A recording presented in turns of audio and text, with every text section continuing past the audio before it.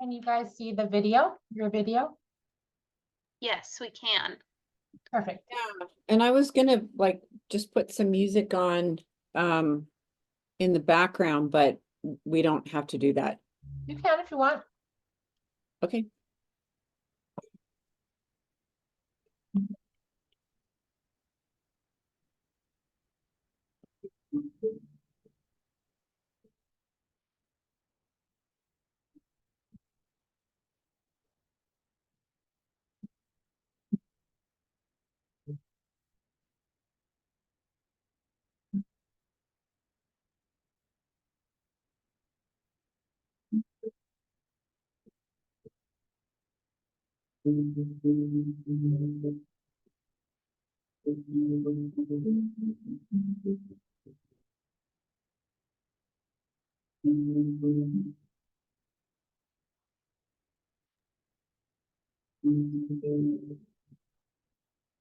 When I start my video, is the Comfort Casitas logo behind me backwards?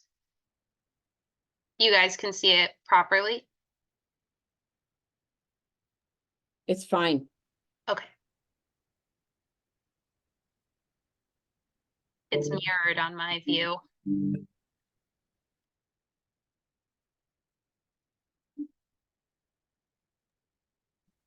Sorry, I was talking to you, Simone, but I didn't unmute myself. I was like, you can see it, it's fine. No worries. Yeah, it shows me the mirror image, so I wasn't sure. Funny. Yeah, Welcome. Sandy, I don't know if you want to if we do share screen option, if you want me to just try it real quick to switch over to share screen. Sure, I try to let anyone do it, so.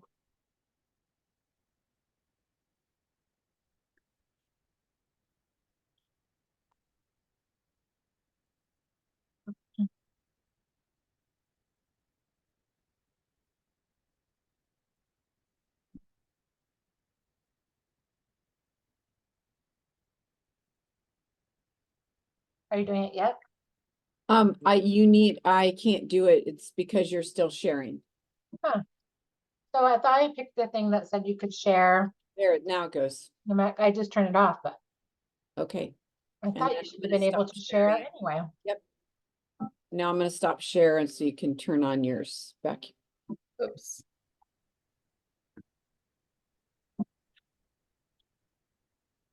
Bye. Hi, Here. Kristen. Hi. Hi. Hello. I'm hoping this works for some people. Before I saw one guy did check in and then check out, maybe testing it or something. I tried to let people come in without a waiting room because usually mine it defaults to a waiting room and I didn't think of that. Oh, Well, we've got my husband here, so there you go. yeah. You look, Welcome. Not Thank you for impressed. joining us. you look happy and smiling in there, Steve.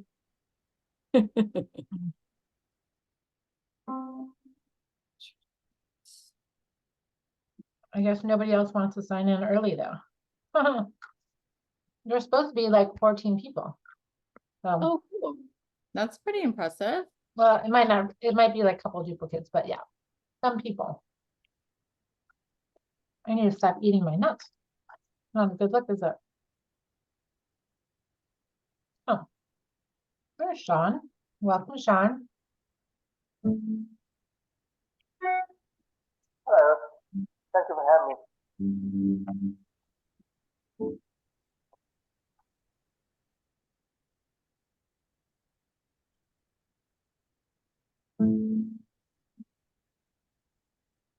I should have got maybe something a little more upbeat. That's okay. We can't really hear it. It keeps cutting it out when people talk anyway, so. Oh, well, that's good, actually.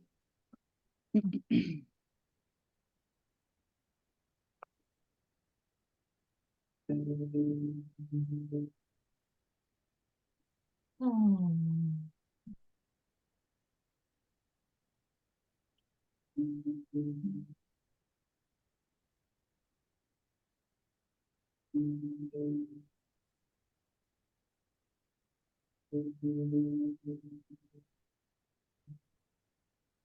Hi, Mike, welcome.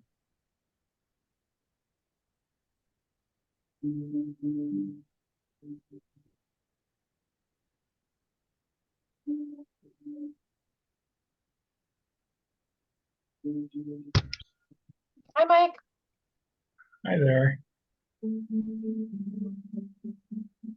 Oops. My image is terrible. I'm gonna mute, but I'm here.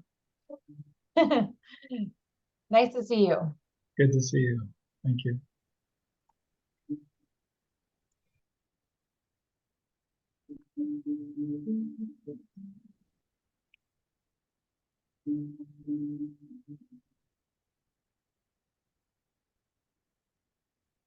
Mhm.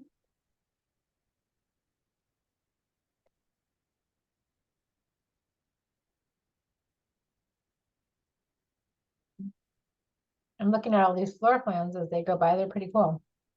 There's a lot of great options.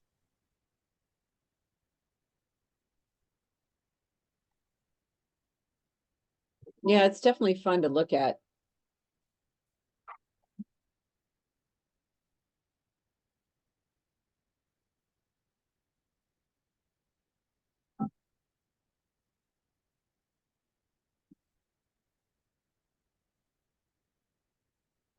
Wait a few. Hi, Anton. How are you today?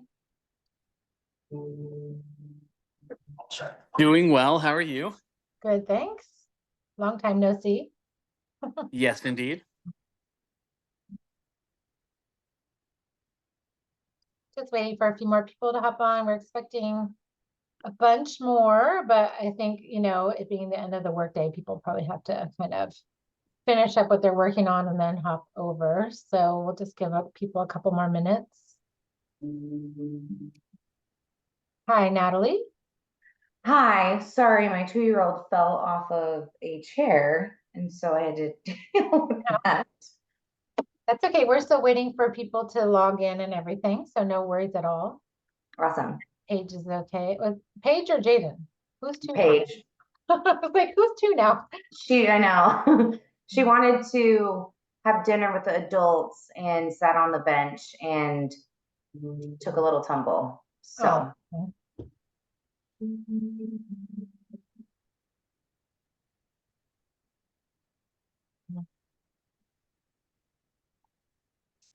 how's everybody doing today? Good. It's getting toasty out there though. I had to put AC on for the first time. Oh my gosh, I know. My 4-year-old is doing swim lessons now because it's so warm out. Oh, So fun. we have a pool, and so we're having a swim instructor come to our house and do like swim lessons, which is really nice. That Can I is come fun. over for swim lesson? Yeah.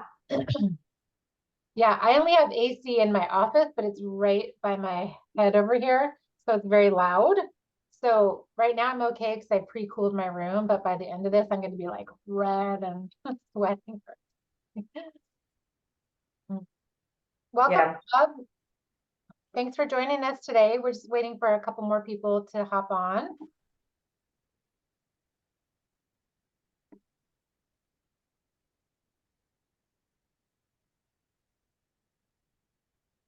In the meantime, I'm showing this video of Gwen's company's various different ADU designs. It's pretty cool, like the flexibility and the options that are available.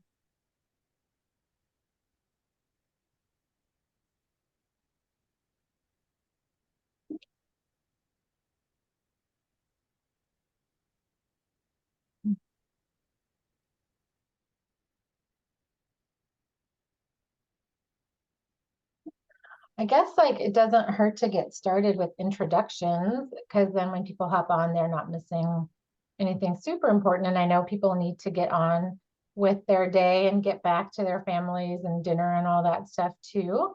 So if it's okay with everyone, I'll just go ahead and get started with introductions.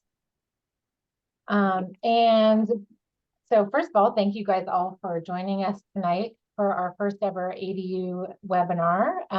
Kristen and I have been trying to put together really useful seminars for people, for our clients and other people in the community to kind of help them figure out answers to real estate questions. And we're really happy to be joined today by two experts who can help us with ADUs. One is Gwen Bertolami from Bertolami Engineering and Comfort Casitas. And I've known Gwen for a very long time. She's a structural engineer and architect, and she works primarily in the residential space. And her new project is Comfort Casitas, which we'll hear about later on in the program. But she is the resident expert, so I've invited her to also chime in on anything that we say that might be not exactly her real life experience, because what we've heard about ADUs is that the law might say one thing, but the local jurisdiction might try to say something else. And so it's a little bit of a murky area, and we want to make sure that you guys get the best information possible. I'm going to go ahead and stop this video that's playing because it's going around and around on my side of my head. So the other person who's joining us today is Natalie Moles from Cross Country Mortgage. Natalie also works primarily in the residential space of, financing real estate. And one of the things we asked Natalie to talk about today was the various different options that people have for financing an ADU. If you don't have the cash to put it in, but you think it's the right thing for your family, then what kind of options do you have, and what are the considerations for each one? So we'll get to that a little bit later in the presentation. Let's see. I wanted to say a word about how we envision this going. In the real estate community, we have these things called masterminds, which kind of presupposes that everybody has something of value to add and questions to ask. And so if someone in the audience also has like an experience that would be useful to the topic we're talking about, as long as we can keep it on the shorter side to stay within our time frame that we have tonight, then we would invite those kind of comments as well, because like you said, it's a very jurisdiction specific. Every town might do something a little differently. So if you have a little bit of a different experience, that would be helpful, as well as questions. This is our first ever time talking about this to an audience. And if you have questions, we want to answer them for you. If they're kind of detailed, or if we don't know the answer, then we'll have to get back to you on the answers. But it's good to know what the questions are so that we can address them either today or going forward. So Simona is going to try to monitor the chat and also the raise hand function, which could you remind everyone how to do that, Simona, because I'm not the expert on that. Sure. So at the bottom, if you're on a desktop, there's a little bar with different icons. You're going to want to click on the reactions button, which has a little happy face with a plus. And then if you click on it, there's a button that you can press to raise your hand. Awesome. So whoever is talking at that given moment is going to try to recognize people that are...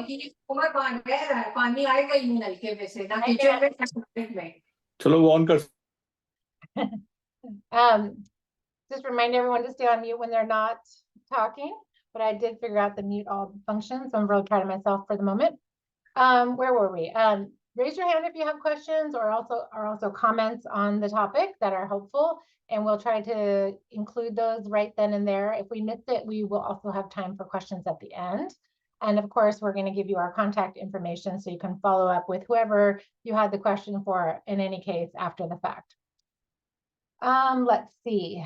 So without further ado, we've put together this great panel of presenters, and I realized I didn't introduce myself and Kristen.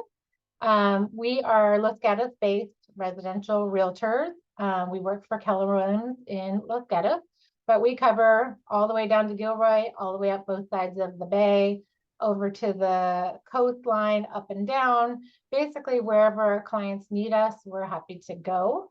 And again, we're working on this seminar series where we're trying to develop topics that we think are helpful to the community.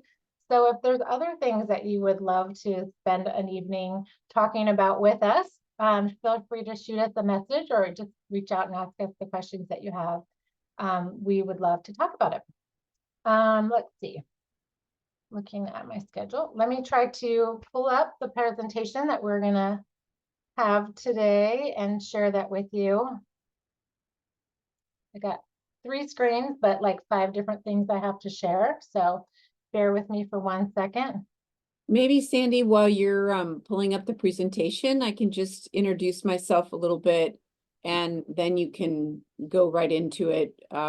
So I'm Gwen Bertolami. I run Bertolami Engineering and we have Comfort Casitas. We are a custom ADU company, but I really want to provide today is just give information about ADUs. There's a lot of folks that are doing custom or off the shelf, but we really want to make sure that we provide some just general information that might be helpful if you're first starting to think of building an ADU. So thank you, Sandy, so much for having us, and we're really excited to be here and provide some information for folks. Absolutely. Thank you so much for coming. All right, let's see. Let's start with kind of the basics. What is an ADU? We throw around that language. I think at this point, most people know that stands for accessory dwelling unit. I think that's distinguished from, you know, say a shed or a garage in your yard. It probably has a kitchen and a bathroom, but I haven't checked that part of the definition, to be totally honest. But basically it's the things that we always called granny units, in-law units. What are the other things we've called it? So if I could interject, you do need a 4-foot long cooking surface that would be acting as a kitchen. You do need a heating element and you need a full bathroom in order for it to be called an ADU. Awesome. Thank you for that. So basically backyard cottages, but they could also be pool houses that have multi-use, as long as they have the kitchen and the bathroom, and the bedroom area obviously is what you're going to probably want for that. Under California law, they recognize different types of ADUs, and depending on what category they fall into, they have different rules and requirements. California law theoretically trumps the local law, even if there was a law in the books beforehand that says something different. The California law is supposed to supersede that, but that doesn't mean that the local jurisdictions have gone back and changed their rules. And so there is some confusion out there. So one of the things that you want to do when you're looking for someone to work with on an ADU is making sure that you hire someone who's well-versed in working with those local jurisdictions to work through those issues, like Gwen. So different types of ADUs, you can have a detached unit in your backyard or front yard, depending, side yard, depending on your lot. Could be attached to the house. So it could be something that you build onto your house. It could be a conversion of existing space within your house. And it could, in particular, be a junior ADU, which is a specific type of conversion of existing space that's entirely confined within the existing single-family residence. So depending on what category these fall into, they might have different rules. But in general, the law is very favorable now towards ADUs in California, which is why you hear so much about them these days, and probably why you guys are all here. So, Kristen. Hello, everyone. So thanks again, Sandy, for introducing me. As Sandy mentioned, Sandy and I are colleagues at Keller Williams Bay Area Estates. And so, you know, in our jobs, we start to hear people talking about different reasons on why this might be a good solution for them and maybe why they're thinking about that. And so we were kind of curious with the folks that are on this Zoom, if anyone's willing to kind of unmute and maybe give some feedback about, you know, what are some of the reasons you're thinking about adding an ADU? What is kind of bringing you here today? Everyone's going to jump in at once? I'll jump in. Awesome. We're taking a back office and we're converting it into an ADU, and we've decided to do that. We've had an outbuilding with a bedroom, full bedroom, and a full bathroom. I had my grandparents living with me, and shared them basically with my sister at the end of their lives, and it was a real gift to have them close by. But it was also definitely a cost savings to go ahead and deal with their existing residents but then bring them closer. And I do definitely cherish the last couple years that I had with my grandparents and having them close by. Thanks, Gwen. Yeah, that is really, really nice. Does anybody else feel like sharing this evening? All right. Well, so I mean, I think some of the reasons that people are considering ADUs and what this all means for them is, you know, as Gwen mentioned, you know, we're seeing a lot more multi-generational living. We do have an aging, obviously, population of people that they're starting to now need more care. So this is an option versus maybe going into a retirement community. You know, passive income. So being able to have, we all know it's very expensive to live where we live. So it's an opportunity to have some passive income, as, you know, rental income, you know, increasing your property value. We obviously know there's quite a shortage of housing in the Bay Area. So, you know, offering some more affordable housing. You know, even if you have maybe your loved one living in your home, but there's not enough room for the caregiver, that's another option. Obviously during COVID, all of us were really needing that office space and maybe not wanting to, you know, work from our kitchen table or our bedroom. So that's another option. So yeah, so there is definitely a lot of reasons why people are considering this option. And I think Sandy's actually going to talk about, you know, if this is something that you're thinking about, where do you think, you know, and where can you fit an ADU?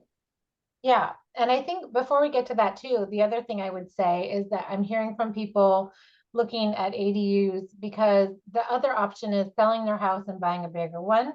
And because they have great mortgage interest rates or great property tax rates, that's not as appealing as it might be in another state. California has some kind of quirky things about it that makes it easier to stay and more affordable to stay in the place that you live and make it bigger. And one of the best ways to make something more flexibly bigger for you is to add something in the backyard rather than trying to fit it into your existing structure. So we're seeing a lot of that as well. So let's see. Where can you build an ADU? Again, different jurisdictions had different rules beforehand, and I've seen some of the local jurisdictions have really stepped up and updated their laws, making sure that it's very clear on their website what the California law is and what they do within that confines of that law. Other jurisdictions still have old stuff on there that's no longer valid because it's been superseded. And so jurisdiction by jurisdiction, you just want to make sure, again, that you're working with people who can go in and work with the town or the city and make sure that you get what you are entitled to within the rules that they have set forth. So basically, California really wants this housing density to be increased. So they've said that ADUs are permitted in any residential or mixed use zone, including historic districts. So even in, like, say, Los Gatos, where I live, where they really want to preserve the character of the district, they've told the towns that you need to find a way to make this work. There's no minimum lot size, so you don't have to have a certain humongous size lot to make it get done. I'm sure a lot of you guys have seen, if you live in the area, in some of the San Jose neighborhoods where the lots are only, you know, 5,000 square feet, they're still putting ADUs in the neighborhood to get that additional housing and that additional flexible space.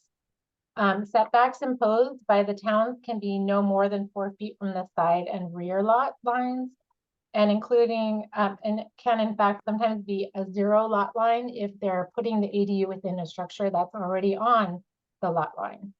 So local authorities must permit an ADU up to 850 square feet. And if it's 750 square feet or smaller, they cannot impose certain kind of onerous restrictions like impact studies and things like that. They have to allow it. You can also put an ADU up to 1,000 square feet if you're putting more than 1 bedroom. So there is a lot of, again, state pushing on the localities to permit these structures to go in.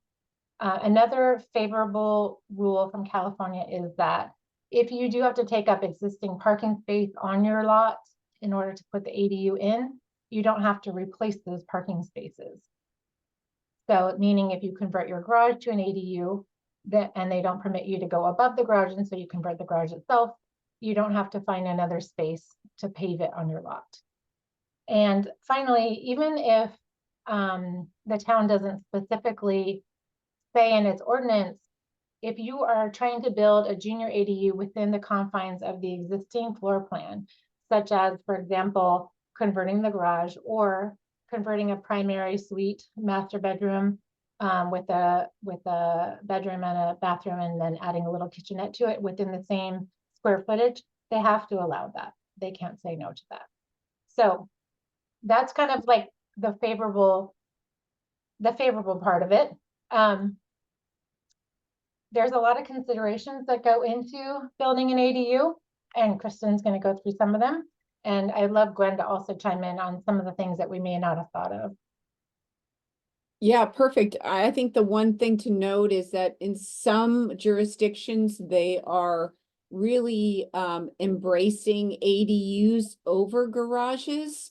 And then some jurisdictions are fighting it tooth and nail. So it's always really important to understand what your local jurisdiction will allow. And like Sandy said, you can go 4 feet close to your property line, but there's a fire restriction. If you're 5 feet, then you don't have to do a lot of expensive fire retardant.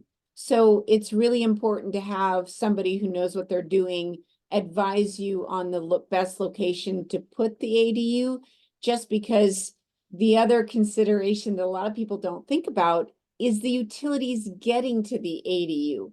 And that can be very expensive depending on where you place it. Mhm. So, Sorry. So, considerations for building an ADU, as Gwen mentioned. So, the cost to build, how to pay for it, rules around where and how to build, your return on investment, and then restrictions, if any, and on owner occupancy once ADU is built. Are we going to move on to the options for building the different? yeah. And we're going to talk, obviously, we're going to talk a little bit with Gwen on how the cost to build. We're going to talk with Natalie on how to pay for it. We kind of touched on the rules on where and how to build, and we can, if there's specific questions people have, we can kind of touch on those too. But again, they're jurisdiction specific sometimes, and also every property is different. Return on investment, we're going to talk about at the end of the program. We're going to kind of just tell you like where, from a real estate perspective, we see the value being added. And we're not so much going to talk about the restrictions on owner occupancy, but it's also something else to consider if you're not planning to stay in the property. And depending on what the jurisdictions are saying at this point, which Gwen can also touch on hopefully when we get to her section. So yeah, let's talk about the types of the ways that you can build, basically. I will click over. Okay. Okay, so the various ways of building an ADU. So you have the stick build, which is more of the traditional construction from the ground up. You have the prefab modular that are the sections built on off-site, and then they're placed on the site. And then you have prefab materials like SIPs used to build on-site. So this is the type of construction that Gwen is going to discuss today, which is definitely sounds, Gwen, like it's more of something that you can kind of have your own design to, and have, it's not, you can kind of put your taste on it a little bit more than just something that's totally prefab and you don't really get a lot of options, right? Exactly. Yep, exactly. Okay. So we'll let you take it from here, Gwen, to talk about how Comfort Casitas does it. Okay, if you could allow, or actually if you could stop sharing your screen and then I can share. There you go. Okay, so our company is Comfort Casitas, and we basically help folks from the start to finish of building an ADU, from concept to all the way through construction. We do a modular approach, which means we can do a custom design, but the construction is super fast. So, oh, here we go. This is what I meant to do initially. What we always do for clients, and this is something we can do for folks who are not sure if they want to work with us, but they're really seriously considering an ADU, is we do a free site review where we look at your specific lot and take a look at what your setbacks are and how large the ADU is that could fit on your lot. Some people don't have a quite concept of, what does 500 square foot look like, or 800 square foot. So we just try to get a concept down, and we can also put together a real rough floor plan if the client has an inkling of what they're looking for. But we also do an in-depth concept research, meaning we really explore your local jurisdiction setbacks. Where's your utilities? We actually have a contractor go to your site. We look at, is your electrical above ground, underground? We find out from you, do you already have solar? What is the age of your electrical, your electrical box, just to make sure that you have the capacity for the ADU, or are you going to need to upgrade? Because we find that some other competitors of ours don't do all that for you. And what we want to do, frankly, this is for us the most important part, because your utilities can be anywhere from 25,000 to 100,000. And you really want to know where you fall before you fall in love with a floor plan and you want it in your backyard. So we really feel like this is a fantastic way to really define your ADU up front and really get your costs in an understood sort of way. Whether you want to continue with us or you want to work with somebody else to actually put the ADU on your site. So this is a definite, very, very important first step. We found one client was in a floodplain, so we have to understand that that's going to affect the type of construction and what they are allowed to do on their specific property. So it's really important to know, and frankly, it makes the rest of the process a lot easier because we then know what we're dealing with. So what we try to do is we connect clients with contractors that we've worked with in the past. We team up with them if the client wants a full-blown solution, but we can also just offer contractors for people to talk to. We will do floor plans for folks. Like this particular floor plan, this client really wanted a rental unit. And so they wanted a 3-bedroom, and it's a small 3-bedroom. It's really packed in tight. But then we have other programs that we've done that have been either specific for clients' use, or we have our quick casitas turnaround option, fast turnaround option, but we can customize it. So if your backyard allows a little bit larger or a little bit smaller, we can customize the design to fit specifically and utilize the square footage that you have that you want to use for your construction. And the one thing that we really wanted to offer folks is a very fast, economical solution, but still providing custom.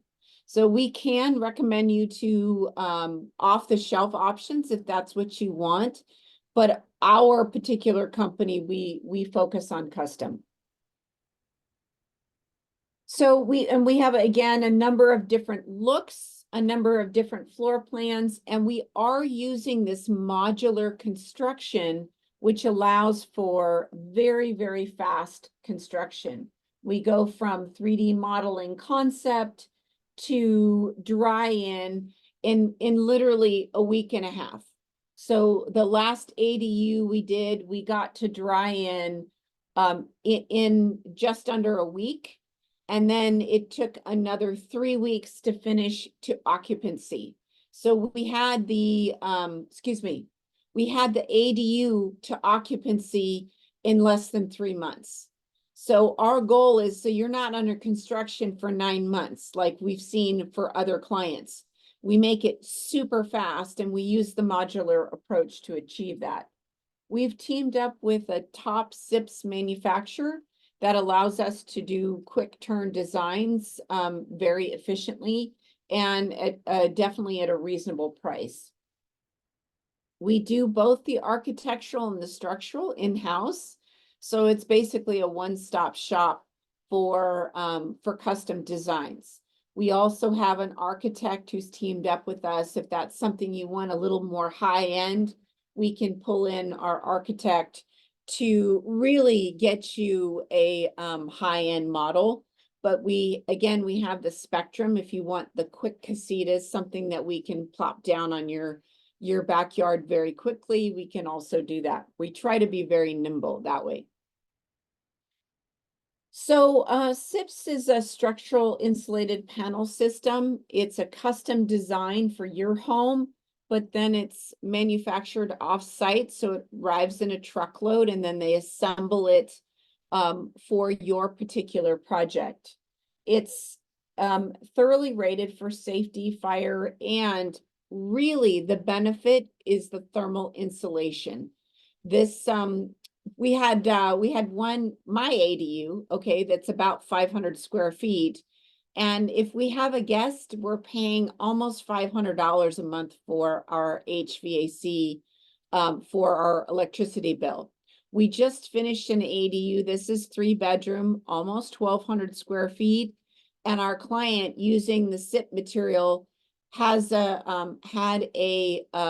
in the summertime, last summer, was his heating and cooling bill was $67 at the height of the summertime, and cooling, he was at $127 for this 1,200 square foot structure. So it's amazing, thermally insulated, and really keeps your electric bills very low. So one of the things about using structurally insulated panels is that you get a really well-sealed home. You can see that there's some thermal leakage around the windows, but it's nothing like with stick construction, standard construction. So again, when we do our builds, we try to get you into your home or into the ADU very, very quickly. We've had a number of clients that want to have their loved ones moved in fast. So we work with them to really turn the designs quickly, and then the construction is made so it can be done fast. And that's really our wheelhouse in having designs done quickly. So here are 2 different projects that we've done for folks. This one is in the backyard. We were 4 feet away from their back property line in this case, but because there was no adjacent property, we didn't have to be concerned with fire.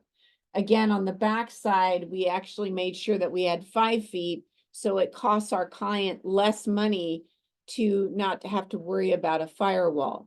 So these are some things that we keep into consideration.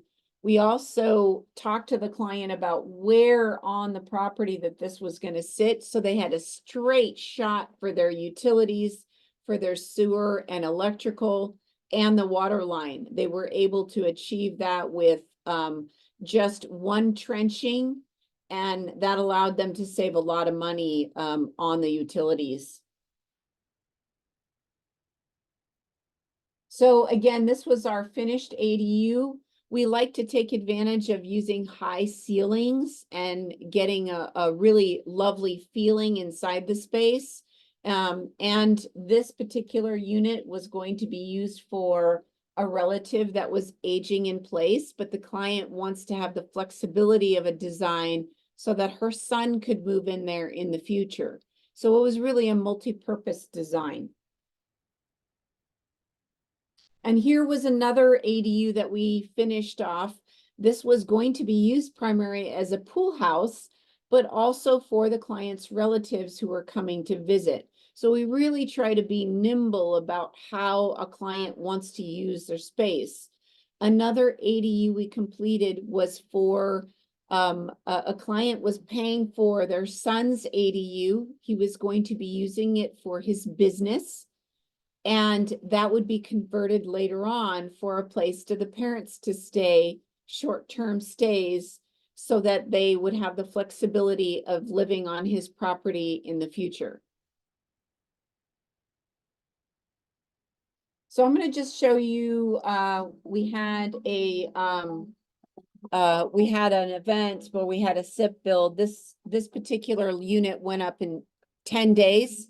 The construction went up in 10 days. So the client was able to finish off their project very, very quickly.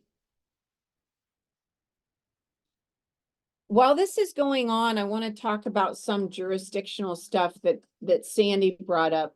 So it's always important to understand, like one thing people don't think about is trees on their property. So some jurisdictions are more restrictive on building next to trees. So we want to think about landscaping and trees, like we want to understand, are you going to need a retaining wall somewhere? Do you have the slope of your property? So we try to understand these things for a specific client. Then we think about how the construction is going to take place. Is the retaining wall going to be part of the landscaping, or is it going to be part of the construction of the unit itself? So these are all things we take into consideration when we're looking at somebody's specific property. So that's all I have for my presentation. I think what I would like to do is just make sure that if anybody has any questions or specific concerns or issues with ADUs, that we just take a quick moment to see if there's any comments. I had a question for you, Gwen, which is, you said that you could get things done very quickly, but is there ever an issue with the jurisdictions in getting through their planning or their permitting process quickly? Is that a holdup sometimes? Certainly, absolutely. We do things quickly once we get a permit, but a lot of times the permit process is a long one. And what we find is it really depends on what the client wants, what their use model is. We have some clients where we go from concept to submittal for permit very quickly, like 2-3 months. And then sometimes we have clients who want to really get their hands in the design. And so it can take, just going from concept to permit can take anywhere from 4 to 8 months to a year, depending on how much the client wants to be involved with the design.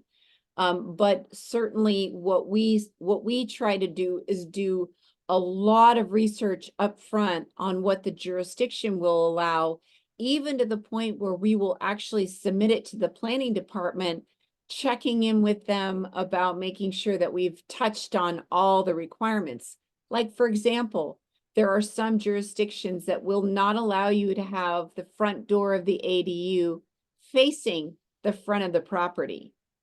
Some jurisdictions will require you to have the front door facing another direction. So we really want to make sure that we're meeting height restrictions, little nuances like where the front door is. There's all kinds of access issues that we want to make sure that we're really dialing in for every specific client and their particular jurisdiction. I think the other thing I wanted to make sure that people really understood about your product that we talked about that I really liked is that you can customize it, not just the floor plan, but also what does the exterior look like. These building Exactly. panels can be, you could put board and batten out if you have a farmhouse style house, ranch house with a board and batten already, and you want to match it, you can match it. You could do a gabled roof, a flat roof, a tilted roof, right? You have a lot of options. Absolutely. And your jurisdiction may require you to match. Some allow the things to be a little avant-garde with the ADU, and some do not. Some of them will require us to match the original residence. So regardless of what style you get, you're still getting this kind of state-of-the-art thermally insulated product that's going to be, you know, modern in terms of sustainability and and good for, you know, your heating bill and everything, but it could look any which way you want. basically. Absolutely, absolutely. Did other people have questions?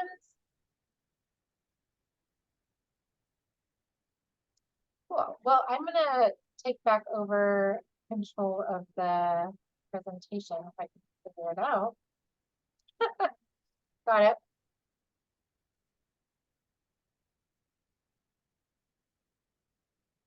And let's talk a little bit about how much it costs. And this is still kind of you too, Gwen. We talked about some of the stuff already, the utilities, but let's talk about some of the other costs that are coming up with an ADU. So I think I would recommend to anybody when they're looking at an ADU, whether they're doing conventional construction or something new like SIPs, you really want to think about anywhere from $400 to $600 a square foot, which means your construction could be anywhere from 300,000 up to 600,000. We have had some high-end clients go pay $1 million to put the ADU in their backyard. Those are kind of exceptions, but it's not uncommon to pay that much. However, we find that folks kind of fall into the spectrum of really trying to keep the cost as minimal as possible. And the two biggest contributing factors for cost are utilities and finishes. Okay. And I think you said also that you can come out and do the site survey and help people also position it to minimize the cost for utilities as well as other things that could come up like grading and things like that. What about fire requirements? I think that I've heard people be surprised that ADUs have to meet new fire guidelines or that they have to upgrade other parts of their house, but maybe that's just the rumor mill. But No, I think that's a great thing to bring up because this is a dwelling unit and people would be living in it, or it's basically constructed as a living unit. There are fire requirements already in the California code that provide for separation between the ADU and any neighbor, and then the ADU and your existing residence. So they do require you to meet fire code, even if your home originally does not meet the fire code. Anytime you do an upgrade with a new construction, for example, with my ADU has been there for now, oh gosh, close to 20 years.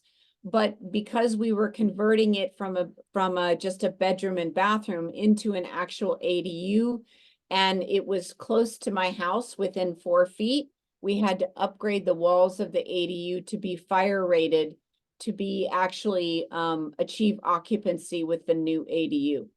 what about sprinkler requirements and things like that, or other types of modern requirements like windows or whatever else comes with Yes, that?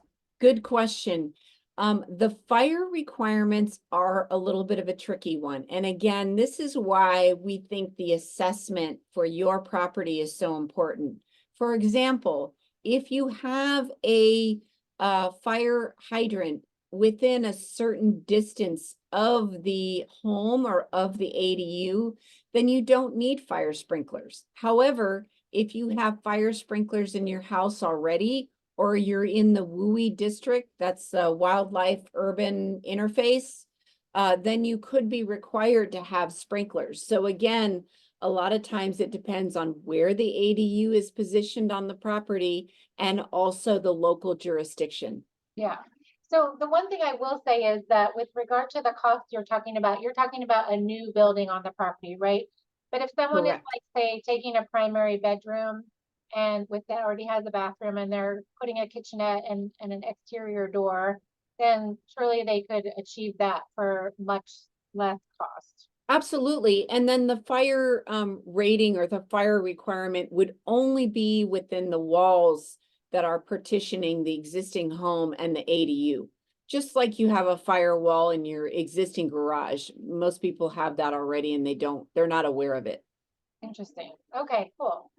So let's talk about then, if it costs so much money, how do you pay for it? Assuming you don't have a pot of cash somewhere. Hmm. Natalie, we'll let you take that. Okay. Hi, everybody. Natalie Moles. So I have a couple slides, and there's, obviously I feel like most of everyone that we're talking about already owns their single family home and they're adding an existing. However, you can purchase a property and either there's a ADU already on the property, and Fannie and Freddie have actually added an additional guideline that will allow that extra ADU income to allow you to allow extra income on the loan application. So that could help bring your purchasing power up if that's something of interest, where you're shopping around for a property and your intention is to find a single family residence that already has an existing ADU. There are some options where you can add income to the loan app based on other comparables in the area. In order to do that, you can go up to a minimum 15% down payment, which tends to be about 1.35 million purchase price. Anytime you're using any type of income on the loan application, you want to make sure that the ADU is legal and it's had its permits and it's gone through all of the things that it needs to go through to be permitted. And the reason why I make note of this is it's not uncommon for us to come across properties that people put ADUs on their properties that are not legal and they have not gone through the permit process. So if you want to go to the next slide, Sandy.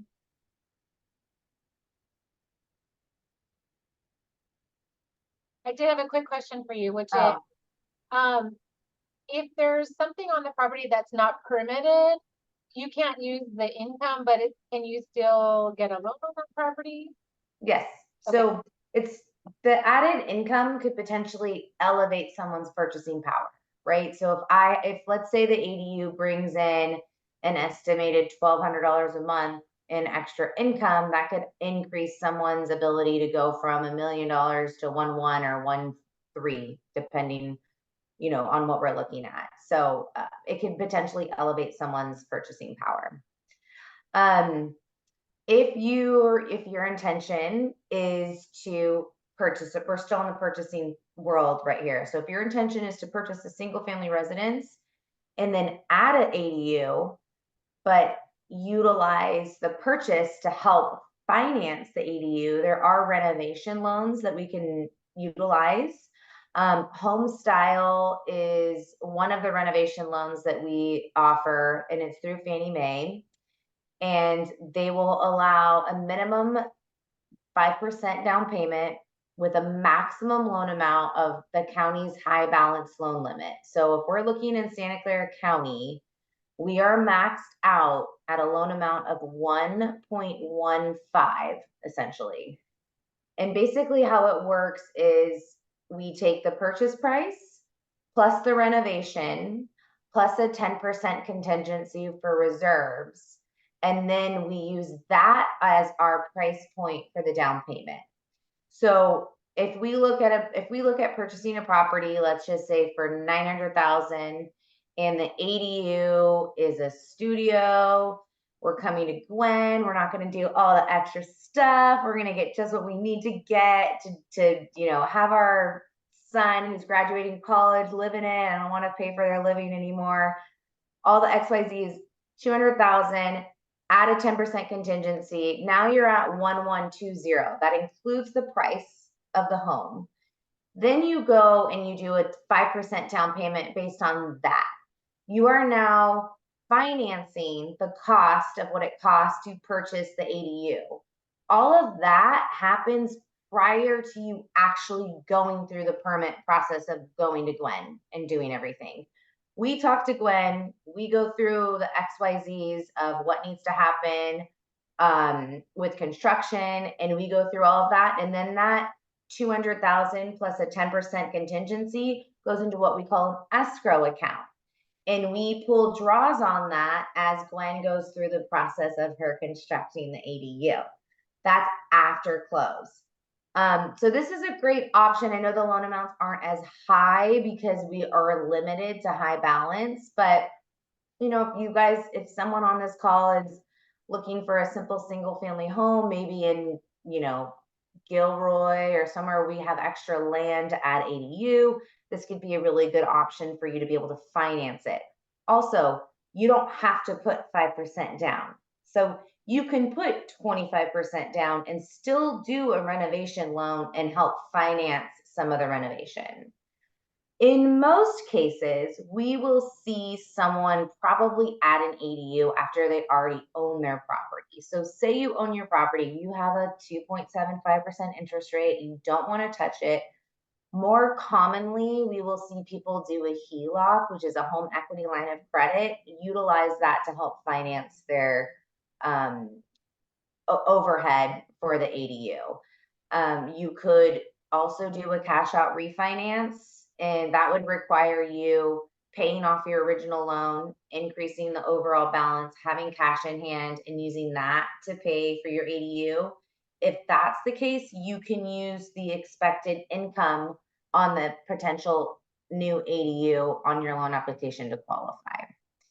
So these are some of the creative ways. There's more. I just, you know, wasn't sure exactly how everyone was feeling in regards to how, you know, if you want to purchase a property, if you're thinking of doing construction. There's a lot of ways that we can slice and dice it depending on where you're purchasing, what county you're purchasing. Or sorry, when I say purchasing, I mean purchasing an ADU. So, you know, there's a lot of ways that you can slice and dice it. So don't take this as Bible. This is just generic. And But I think that's all I had. we talked a little bit too about the fact that most people that are homeowners today refinanced a few years ago to these crazy low interest rates right now. So what do you think about doing the cash out refinance where you have to refinance your whole property, right? Versus a HELOC where you maybe just take enough equity out just to pay for the ADU? So there's a lot of different things. There's loan to value restrictions on HELOCs that you might not have as much on a cash out refi. So it depends on what your equity position looks like, whether or not you are almost married to having to do a cash out refinance opposed to doing an equity line. Granted, there's pros and cons to both. The equity line is an interest only, and it has the ability to adjust based on prime, where a cash out refinance can be fixed. So depending on how low your rate really is, you could have bought your house 12 months ago and be sitting in a 6% rate and be okay with doing a cash out refi. Hi, son. You're in the office. Mommy's on a presentation. I saw the little faces running in. They're so cute. I know. 7 o'clock. All right. So let's talk a little bit then. If you're done, sorry, Natalie, I didn't mean to cut you off prematurely. Okay. Let's talk about perfect timing. So I mean, obviously people want to know, you know, what is it worth? And there's always the intrinsic worth of something, like it's useful to your family, it's adding something to a property that you love, it's easier, you don't want to move, et cetera, et cetera. But dollars and cents wise, realtors always have an opinion on value too, right, Kristen? Of course. Okay, so before we get started, I just thought we would just take a quick pause. Did anybody have any questions before we move on? It's a quiet group. Okay.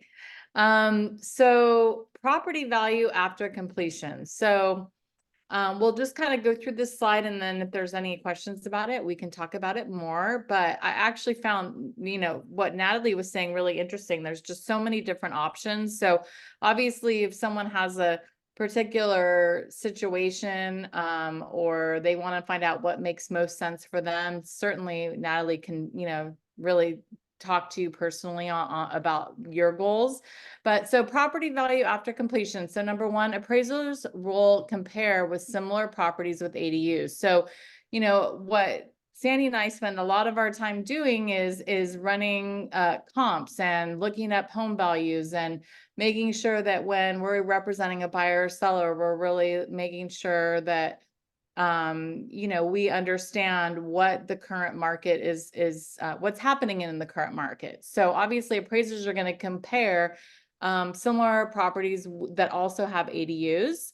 But number two, but desirability higher for the extra square footage, extra bedroom and bath are always a plus. So factored into comparable value analysis. So obviously more bedrooms, more square footage, that's going to equal a higher resale value.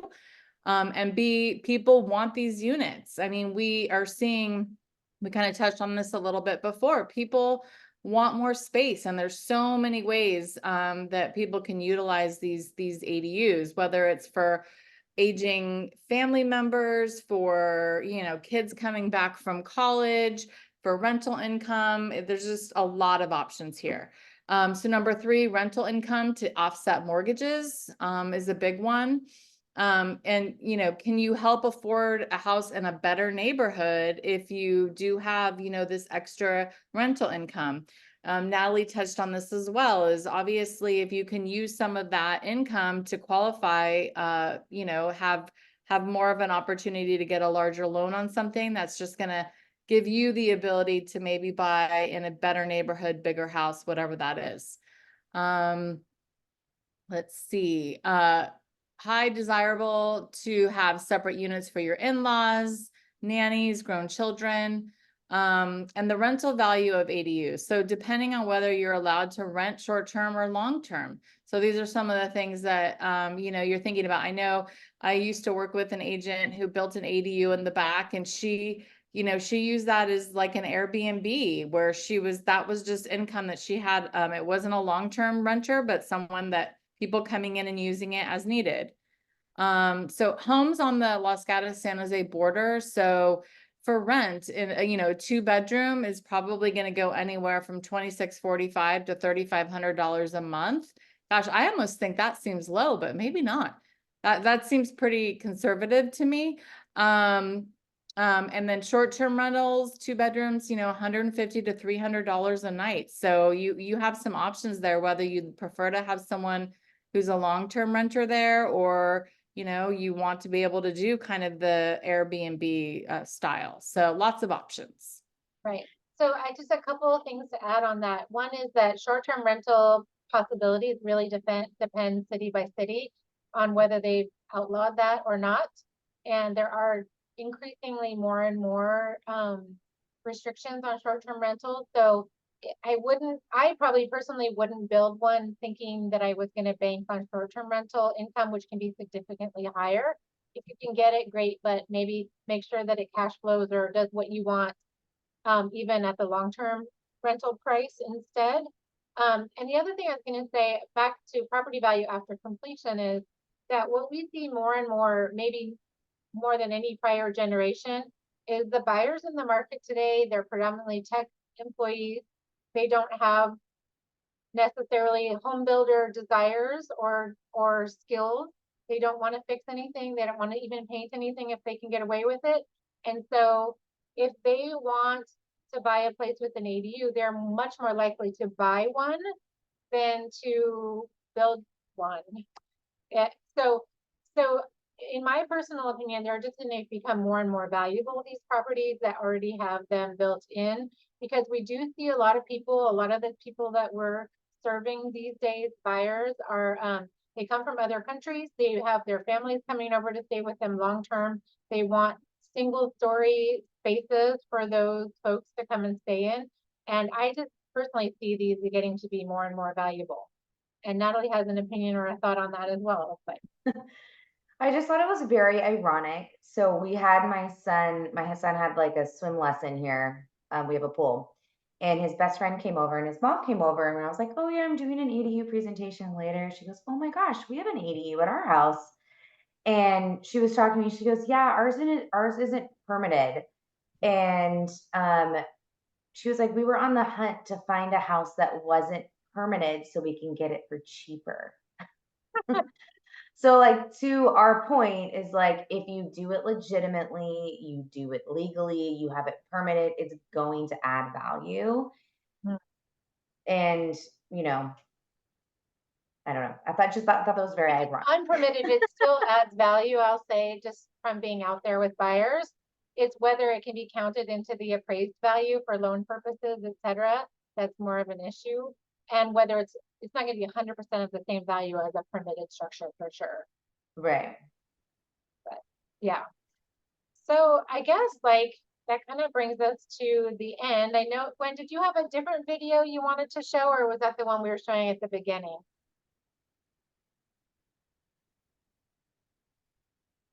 Sorry, I didn't hear you because you were muted. Sorry, no, that's the one I want to show. I'm impressed, Sandy. You hit right at 1 hour. Excellent. That's pretty amazing. Really That is pretty impressive. amazing. So should we show the video? It's 2-minute video in case you guys missed it when we were logging in. There's a bunch of different floor plans that are depicted and kind of give you some options and ideas. But before we do that, we can kind of close with that. And before that, if anyone has any last minute questions, let me know. In the meantime, I wanted to say thank you to everyone for coming out tonight and spending an hour with us. We hopefully answered some questions. Maybe we raised even more questions, or maybe you know, have questions that percolate in the next couple of weeks or so. I'm gonna send out this this presentation, the slides, if I can figure out how to do that in the next couple of days to everyone that registered online. And Mike, I also have your email, of course, so I'll send it to you as well. And the very last slide of the presentation, the last 2 slides have all our contact information. So if you have a real estate question, you can call me or call Kristen. If you have a Comfort Casitas question, you can call Gwen. If you have a financing question, you can call Natalie. And obviously, this isn't restricted to ADUs. We all have like a bigger sphere, a bit of information, you know, anything building wise, you could probably run by Gwen, anything real estate wise, us, anything mortgage related, Natalie. We're all here to help. And we just really enjoyed having the time together with you guys today to put together this information. Thank you for bearing with us with our first one.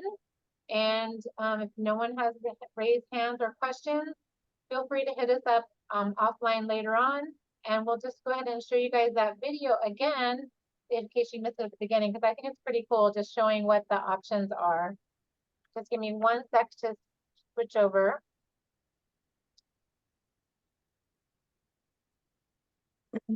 While you're switching, we do have a question in the chat just saying, could you send the contact information and expertise for all the panelists by email?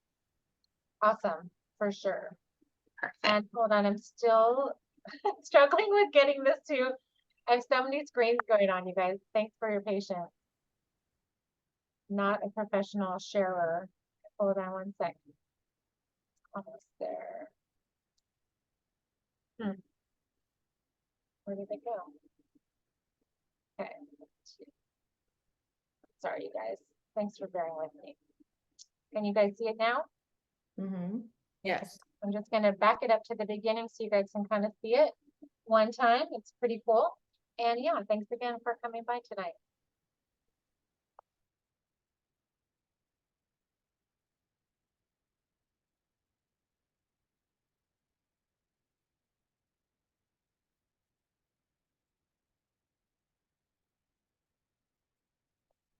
I can just comment, I love the idea that this has a sauna.